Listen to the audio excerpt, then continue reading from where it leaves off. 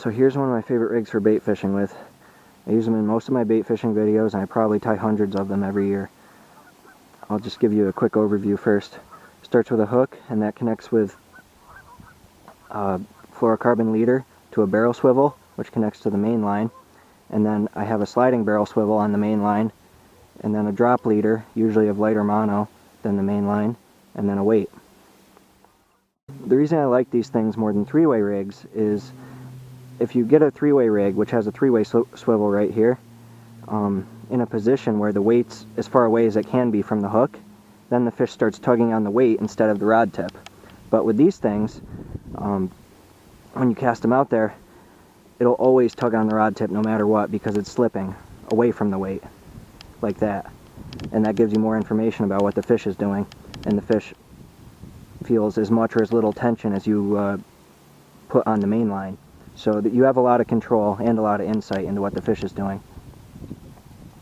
And the reason I like these things more than slip sinker rigs is if you get a slip sinker rig which has a weight, usually like a weight on the main line right there, and then some sort of stopper and then a leader, if the weight gets stuck, if you're river fishing, for example, I do a lot of spillway fishing in the winter, if your weight gets stuck in the rocks and you have a slip sinker rig, a standard one, and you break off, generally it's going to break off at the weight, and that means you're going to lose all your leader, your hook, and whatever stopper or swivel you had right here. But with these things, because you have lighter mono right here, the weight's going to break off first, and you're going to save the rest of your rig.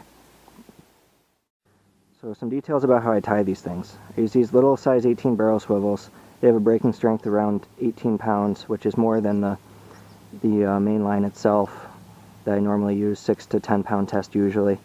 I tie all 5 knots usually with improved clinch knots. One at the hook onto the fluoro leader, one on the fluoro leader to the barrel swivel, one on the main line to the barrel swivel, then one on the drop leader to the sliding barrel swivel, and then one on the weight to the drop leader.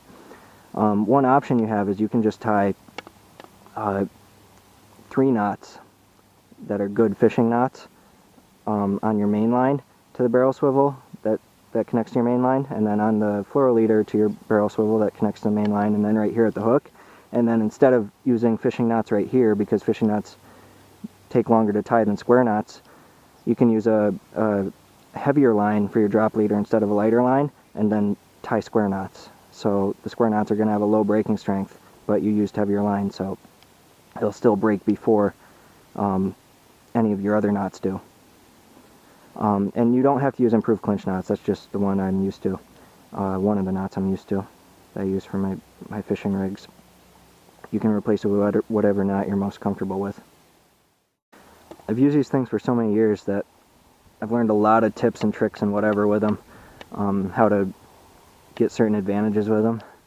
A few that I can remember off the top of my head is I usually use fluoro, not just because it has the same or similar refractivity index as water. You know, you can't see it in water very easily, which helps definitely because I walleye fish a lot, but also because there's a lot of pike and tiger muskies and muskies where I fish, and usually when I get a big pike on, or a solid pike, whatever, one that has sharper teeth, I don't lose it, because even with 6 or 8 pound fluoro leader, because fluoro is more abrasion resistant than mono. So that's one thing. Another thing is you don't have to use a normal weight with this, because you just tie on the weight. So you could use a nut or a bolt or some other cheap object. And another thing is there's a special thing you can do with these. If there's like a current break close to you and you're walleye fishing, for example, you know, you toss it out like 15-20 feet. If you hold your rod tip way up in the air and you have a long enough drop leader, similar to what you can do with a three-way rig in this situation, if the current's strong enough, your bait will flutter above the ground, and that can help bring extra attention sometimes. I've limited out on walleye very fast that way, because you can get it right in their face if they're on the current break, fluttering, you know, like a nightcrawler or a minnow or something like that. So it's sort of suspended in the water column, like this. If you imagine the weight sitting on the ground right there, the bait would be fluttering right there because of the current. So that's the idea. And then one last thing is, when I cast these things out, I usually give it a quick spin first. So I'll grab the bait and then I'll spin it like that so that they're alternating, you know, like they're orbiting each other. And maybe I'll do this with the rod tip so they orbit more and they don't twist up at all. They usually don't twist up, but once in a while, if you get a really old slip sinker rig that you've used a lot, it'll get all wiry and stuff, and then it'll start to twist because the line's all kinked and whatever.